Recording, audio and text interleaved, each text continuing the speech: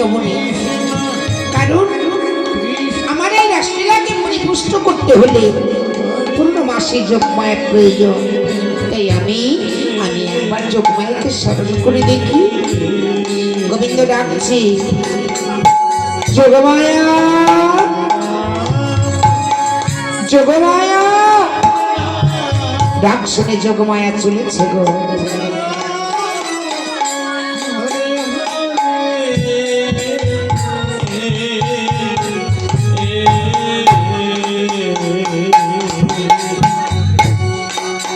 হরে কৃষ্ণ, হরে কৃষ্ণ, কৃষ্ণ কৃষ্ণ, হরে হরে, হরে রাম,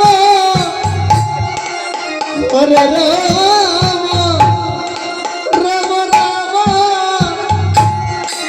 হরে হরে, হরে কৃষ্ণ, হরে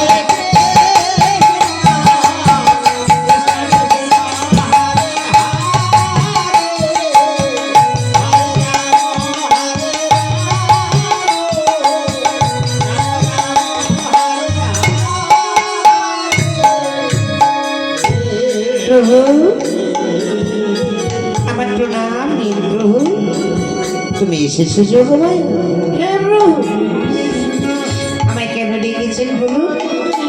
যোগমায়া, তুমি সর্বকারণের কারণ, তাই তুমি ছাড়া আমার এই রাসলীলা তো পরিপুষ্ট হবে না।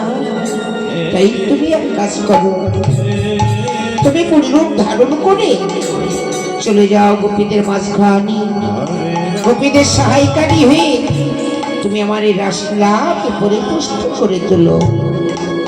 প্রভু, প্রভু, এই যে আমার বহুদিনের আশা প্রভু, সে কতদিনে আমার এই রাধা গোবিন্দকে একত্রে যুগল করে সেই যুগল চরণ আমি সেবা করব। যাও যোগমায়া, আজ তোমার সেই মনোবাসনা পূর্ণ হতে চলেছে।